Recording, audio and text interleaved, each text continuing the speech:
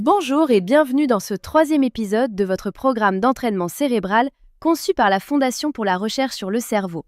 Cette semaine, nous allons développer votre flexibilité mentale et votre exploration des souvenirs avec 3 exercices qui vont vraiment faire travailler votre imagination.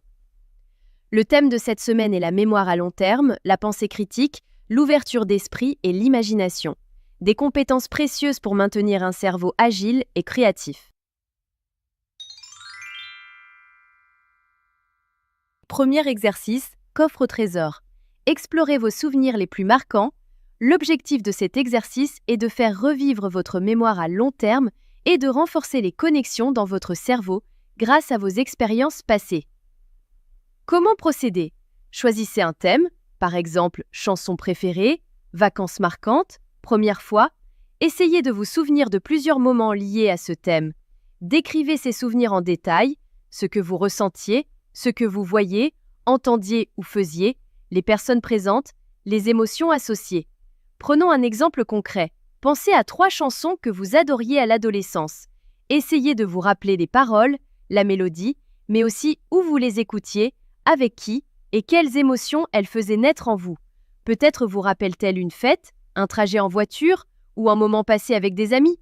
Pourquoi cet exercice est-il si précieux? Notre mémoire à long terme garde toutes sortes de souvenirs, notre langue, notre histoire, nos expériences. Quand vous faites l'effort de vous rappeler un souvenir ancien, de nombreuses zones de votre cerveau s'activent. L'hippocampe aide à retrouver le lieu et le moment du souvenir. L'amygdale fait remonter les émotions associées, d'autres parties du cerveau font revenir les sons, les images, les sensations. En racontant ces souvenirs, vous renforcez les liens entre ces différentes régions cérébrales. Cela aide votre cerveau à rester solide et adaptable, même avec l'âge, car plus les connexions sont nombreuses, mieux il résiste aux difficultés. Astuce: écrivez vos souvenirs pour en profiter encore plus et stimuler davantage votre cerveau. Passons maintenant au 2e exercice. L'avocat du diable et de l'ange. Pesez le pour et le contre. L'objectif ici est d'entraîner votre esprit critique et d'apprendre à voir une situation sous plusieurs angles. Comment procéder?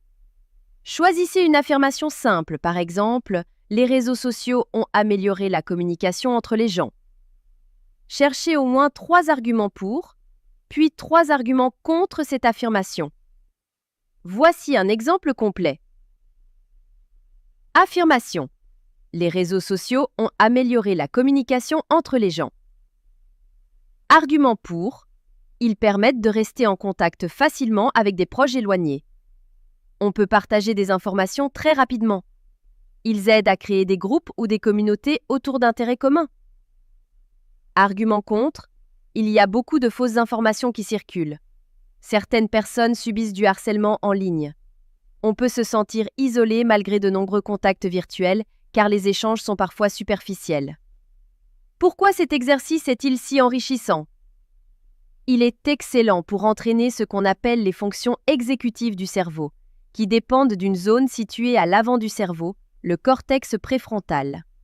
Penser à la fois au pour et au contre, c'est apprendre à mettre de côté ses propres idées, ce qu'on appelle l'inhibition cognitive, à changer de point de vue, la flexibilité mentale et à organiser ses arguments, la planification. Tout cela fait travailler les circuits de neurones du cortex préfrontal, les rendant plus efficaces et plus flexibles. C'est très utile pour prendre de bonnes décisions et résoudre des problèmes dans la vie de tous les jours. 3e et dernier exercice de cette semaine, et si? Libérez votre imagination sans limite. L'objectif est de stimuler votre créativité et votre capacité à imaginer des idées originales en sortant des chemins habituels. Comment procéder?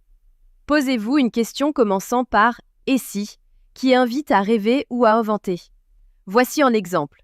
Question: et si vous aviez le pouvoir de voyager dans le temps, mais uniquement dans le passé et pour une seule journée, où et quand iriez-vous?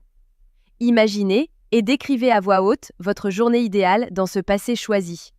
Pourquoi cet exercice est-il si bénéfique? Plus vous utilisez vos neurones et les connexions entre eux, appelées synapses, plus votre cerveau crée de nouvelles liaisons. Cet exercice vous encourage à penser hors des sentiers battus.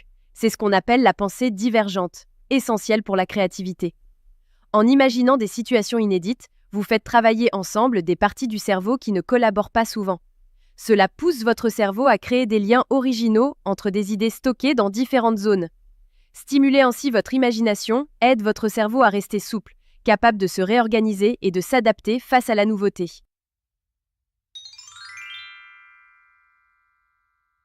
Voilà pour cette 3e semaine.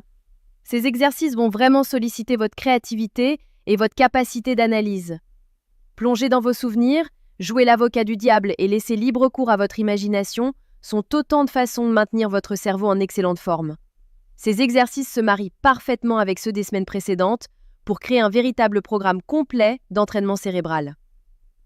Rendez-vous la semaine prochaine pour le dernier épisode de ce programme. En attendant, amusez-vous bien à explorer vos trésors de mémoire et à imaginer l'impossible.